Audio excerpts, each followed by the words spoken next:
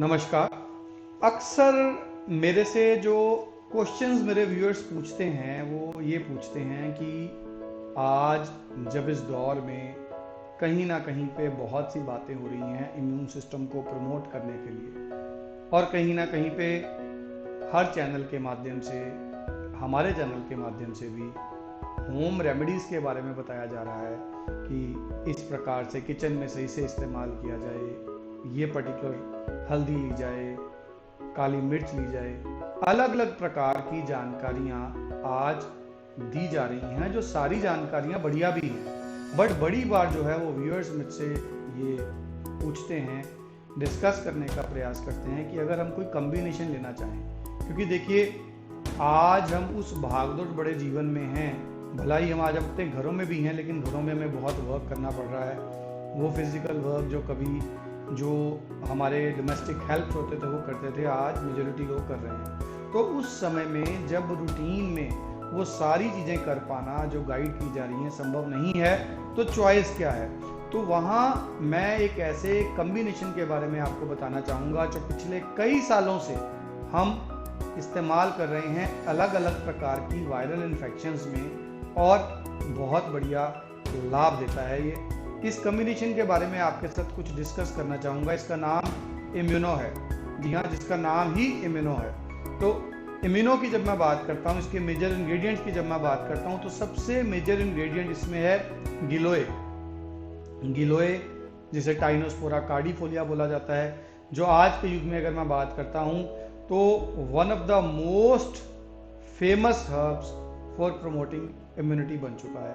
Immune system को promote करने के लिए गिलोय हर जगह पे फेमस भी है और वाकई में ही बहुत बढ़िया भी है।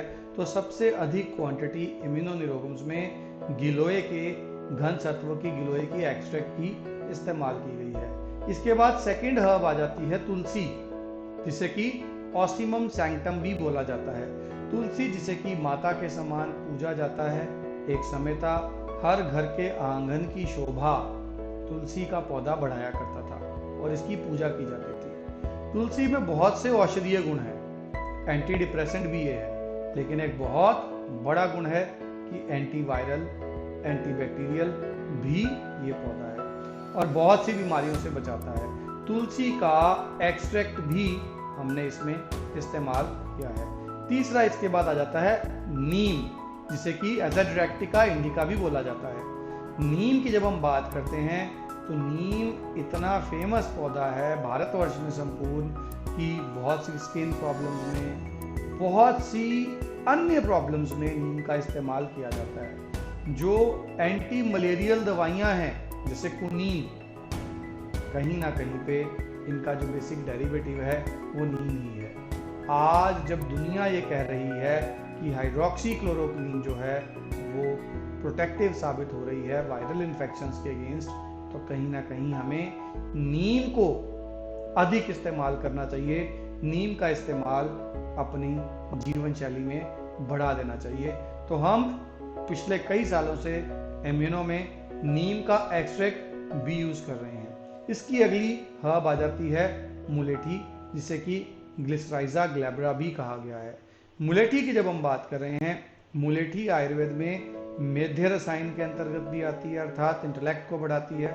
कंठ आती है, गले के रोगों में बहुत कॉमनली मुलेठी का इस्तेमाल किया जाता है। एक समय था गला हल्का सा दर्द होता था या खराश होती थी तो घर में बोल दिया जाता था मुलेठी हर घर में रहती थी, थोड़ी सी मुलेठी खा लो आप ठीक हो जाओगे। ये कफ सिरप्स, एंटीबायोटिक्स, इनका सेवन नहीं किया जाता था। तो मुलेठी एक वरदान है गले के लिए, हमारे श्वास तंत्र के लिए। उसी मुलेठी का इस्तेमाल जो है वो इम्यूनो के अंतर जो है हमने किया है। इससे आगे आ जाती है जी हल्दी। हल्दी हम उस हर्ब को बोलते हैं जो आज हर किचन की शोभा बढ़ाती है। हल्दी का दूध जिसे गोल्डन मिल्क कहा जाता है, आज हमारा आयुष मंत्रालय भी, विभिन्न प्रकार के आयुर्वेदिक आचार्य भी ये कह रहे हैं कि हल्दी का दूध लेना चाहिए, हल्दी को किसी भी फॉर्म में लेना चाहिए, क्योंकि ये हमारे इम्यून सिस्टम को प्रमोट करती है। तो हल्दी का एक्सट्रैक्ट भी जो है हमने इसमें इस्तेमाल कर रखा है। इसके बाद आ जाता है जी अश्वगंधा। जब हम अश्वगंधा की बात करते हैं तो कहीं ना कहीं अश्वगंधा जो विथेनिया सोमनीफेरा है, अडेप्टोजेनिव इसको बोला जाता है, और ये एक रसायन है। आयुर्वेद में ये उत्तम रसायनों में आता है। शरीर को अडेप्ट करने में हेल्प करता है विभिन्न प्रकार की चेंजिंग इन्वायरमेंटल कंडीशंस में, रोगों से लड़ने की क्षमता को बढ़ाता है। तो इस अश्वगंधा का एक्सट्रैक्ट भी जो है वो हमने इसमें इस्तेमाल किया है। अगली जड़ी बूटी जो हमने इस्तेमाल की है इसमें वो है काल मेघ। देखिए, अगर हमारा लिवर स्ट्रांग है तो बहुत सी चीज़ों से वो बचा सकता है। काल मेघ अपने आप में एंटीवायरल, एंटीबैक्टीरियल होने के साथ साथ लिवर के लिए बहुत ही बढ़िया वरदान है।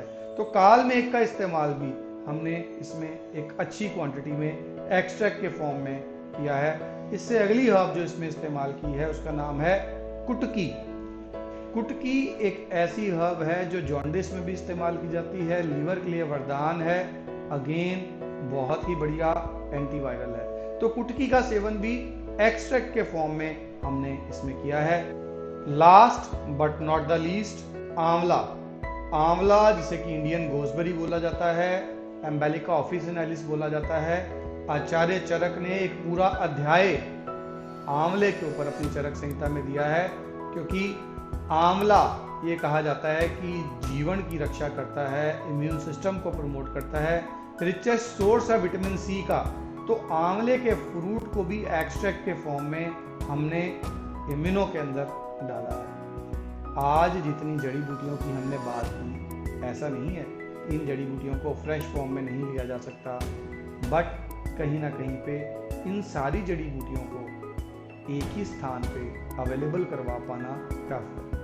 दूसरा, जब हम बात एक्सट्रैक्ट्स की कर रहे हैं, एक्सट्रैक्ट का मतलब होता है up to 6 to 20 times concentrated चीज। इसका मतलब है कि अगर आज हम बात कर रहे हैं नीम के 100 मिलीग्राम एक्सट्रैक्ट की जो हमने इसमें डाला है इसकी सिंगल टेबलेट में, तो वही नीम का 100 मिलीग्राम एक्सट्रैक्ट अगर 20 टाइम कंसंट्रेटेड है तो बन जाएगा 2 ग्राम। अब 2 ग्राम नीम का पाउडर अगर हम 2 बार या 3 बार खाने के लिए बोलें, कड़वा है, टफ है, अवेलेबिलिटी टफ है, और इसी प्रकार से बाकी सब चीज़ों की एक्सट्रैक्ट की भी बात है। इसीलिए कन्वीनियंस एंड कंसंट्रेशन दोनों ही मिल सकती है हमें इम्यूनो न्यूरोगम्स के इस्तेमाल से।